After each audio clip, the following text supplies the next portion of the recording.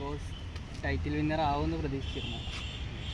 ആദ്യം ഞങ്ങൾ പോകുന്ന സമയത്ത് പ്രതീക്ഷയൊന്നും ഉണ്ടായിരുന്നില്ല. കാര്യം കഴിഞ്ഞ പ്രാവശ്യമൊക്കെ മുമ്പ് ഞാൻ ചെറുതായിട്ടേ കണ്ടിട്ടുള്ളൂ.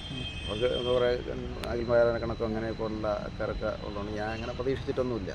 അപ്പോൾ അത് നമുക്ക് എന്തെങ്കിലും അതിൽ അനുഭവം കുറവുണ്ടെന്നുള്ളതല്ല, നമുക്ക് പ്രതീക്ഷയില്ലായിരുന്നു. പക്ഷെ പിന്നെ നമുക്ക് ഓരോ ഘട്ടം കഴിയും തോറും അനുഭവം നല്ല ഗ്രോത്ത് ഉണ്ടെന്ന് മനസ്സിലായാണ് നമുക്ക് ഒരു വിശ്വാസത്തിലേക്ക് വന്ന് ഞങ്ങൾ ഇറങ്ങി അതിനു വേണ്ടിയുള്ള കുറച്ച് വോട്ടിൻ്റെ സംഭവം ഉണ്ടല്ലോ, അതിൽ വർക്കൊക്കെ ചെയ്തത്. അപ്പം അത് അനുമോളെ അച്ഛൻ എന്നതിൻ്റെ ബന്ധുവാണ്.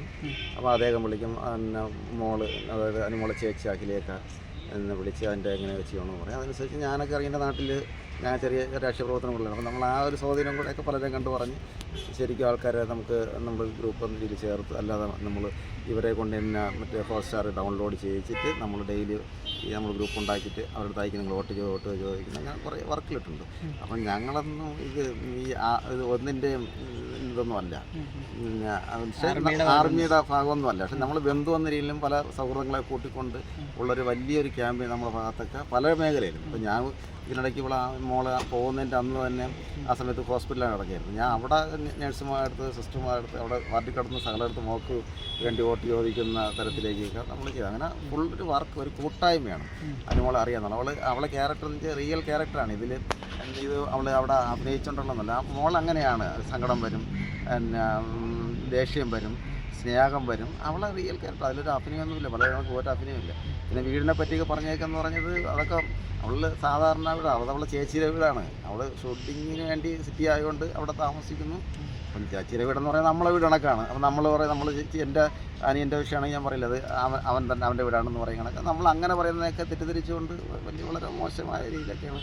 ശരിക്കും നെഗറ്റീവൊക്കെ പറയുമ്പം നമ്മൾ എപ്പോഴും ആലോചിക്കുന്നത്, നെഗറ്റീവ് പറയുമ്പോൾ വീട്ടിൽ അച്ഛനുണ്ട്, അമ്മയുണ്ട്, ബന്ധുക്കളുണ്ട്, അവർക്ക് ഉണ്ടാകുന്ന മാനസിക വിഷമം കൂടെ ആലോചിച്ചുകൊണ്ട് നമ്മൾ ഏത് ആർമിയുടെ ആളായിരുന്നാലും അങ്ങനെ പറയാൻ പാടില്ല. അപ്പോൾ അതൊക്കെ അങ്ങനെ കുറേ വിഷമങ്ങൾ നമുക്കുള്ളത്. പിന്നെ ഇപ്പോൾ എല്ലാവരും പറയുന്നൊരു വിമർശനം എന്ന് പറയുന്നത് അനുമോൾ PR കാരനാണ് ജയിച്ചതെന്നാണ്. അപ്പോൾ അതിലെന്താണ് ഒരു പ്രതികരണം? അല്ല, അതുകൊണ്ടാണ് ഞാൻ അതിനെപ്പറ്റി പറഞ്ഞത്. ഞങ്ങളെപ്പോലുള്ള ബന്ധുക്കൾ, നമ്മുടെ നാട്ടുകാർ, അറിയാവുന്നവർ, എനിക്കറിയാവുന്ന ആൾക്കാരെ കൊണ്ടൊക്കെ തന്നെ നമ്മൾ വോട്ട് ഇങ്ങനെ ചോദിച്ച് നമ്മൾ OTP സംവിധാനമൊക്കെ ചെയ്തിട്ടുണ്ട്. നമുക്കത് യൂസ് ചെയ്യാന്നുള്ളത് തെറ്റെന്നുള്ളത്. അപ്പോൾ അങ്ങനെയൊക്കെ യൂസ് ചെയ്തിട്ടുണ്ട്. അതിൽ ആർമി ഉണ്ടാവില്ല. നമുക്കിപ്പോൾ ഞാനെന്നുള്ള വ്യക്തിക്ക് ചെയ്യുന്ന ഓരോ കാര്യങ്ങൾ, അതിൻ്റെ കണ്ടൻറ്റിനൊക്കെ വെളിയിൽ ആൾക്കാർ അറിയണമെങ്കിൽ ആർമി എന്നുള്ള സംവിധാനം വേണം. അത് തെറ്റൊന്നുമല്ല. അത് ഇന്നത്തെ സോഷ്യൽ മീഡിയ യൂസ് ചെയ്താൽ മാത്രമേ നമുക്കിത് ആൾക്കാരിലേക്ക് സ്പ്രെഡായി പോവുള്ളൂ. ഞാൻ ഇത് ഒരു ഇതും ഇല്ലാതെ ഞാൻ മത്സരരംഗത്തേക്ക് പോയി കഴിഞ്ഞാൽ അനുമോളല്ലേ വേറൊരു വ്യക്തി, ഇപ്പോൾ അനീഷായിരുന്നാലും മറ്റുള്ളത് ഒന്നുമില്ല പോയാൽ ആരും അറിയില്ല. വേണോട്ടെ. ഇപ്പം നമ്മളെ എങ്ങനെയാണ് ഇതിൻ്റെ മേഖല, ഇതിന് ഓരോ ദിവസം കണ്ടൻറ്റ് കൊടുക്കാനും, അപ്പോൾ നമ്മളെ കളിയാക്കുന്നതും നമ്മളെ ഓരോ ഇത് കണ്ടൻറ്റ് ഇട്ട് എന്നൊക്കെ ജനങ്ങൾ അറിയണമെങ്കിൽ ഇത് സംഭവം വേണം.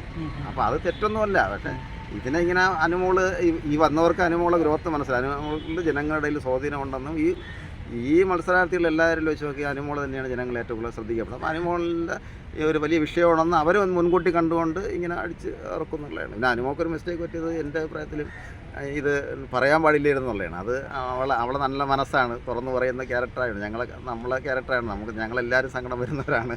അപ്പം വളരെ പെട്ടെന്ന് മോശം ഉള്ളവരാണ് ഞങ്ങളൊക്കെ. അപ്പം ഞങ്ങൾ ഈ മനസ്സിലുള്ള തുറന്നു പറയുന്നത്, അനുമോൾ തുറന്നു പറഞ്ഞ് പണി വാങ്ങിച്ചെന്നുള്ളതാണ്. പക്ഷെ അതെനിക്കിപ്പം ഗ്രോത്ത് ആയെന്നാണ് തോന്നുന്നത്. അപ്പം നമ്മൾ സത്യം പറയുമ്പോഴത്തേക്കില്ല ശത്രുക്കൾ കൂടുന്നു.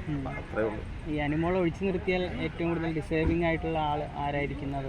എനിക്ക് അനീഷ് തന്നെയാണ്. അനീഷ് നമ്മളെ കണക്ക് സാധാരണ മേഖലയിൽ നിന്നിട്ട് എങ്ങനെ ഇതിൽ കളിക്കണമെന്ന് എന്തെന്നൊക്കെ സ്റ്റഡി ചെയ്ത് നല്ല അടിപൊളിയായിട്ട് എല്ലാവരും ഇഷ്ടപ്പെടുന്നത്. ഞാൻ തന്നെ പലയിടത്ത് ചോദിക്കുമ്പോൾ എൻ്റെ സൗഹൃദങ്ങളോട് പറയുമ്പോൾ അനീഷിനോട് താല്പര്യമുണ്ട്, അനീഷ് എന്ന് പറയുന്നത്. അപ്പം നമ്മൾ അങ്ങനെയുള്ളൊരു മാറ്റി നമ്മളെ അളന്ന രീതിയിൽ, അപ്പം നിൻ്റെ ബന്ധുവല്ലേ, അനിയത്തിയല്ലേ എന്ന രീതിയിൽ നമ്മൾ കൊണ്ടിട്ടുണ്ട്. അനീഷിനോട് ഇഷ്ടമുണ്ട്. അനീഷ് നല്ലൊരു മനുഷ്യൻ, സാധാരണക്കാരൻ, നമ്മളെ കണക്ക് സാധാരണ ഒരു ആളെന്ന രീതിയിൽ അനീഷിനെ തന്നെയാണ്.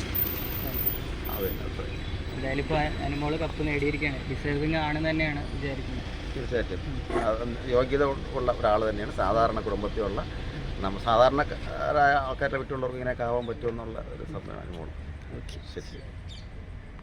ഓക്കെ.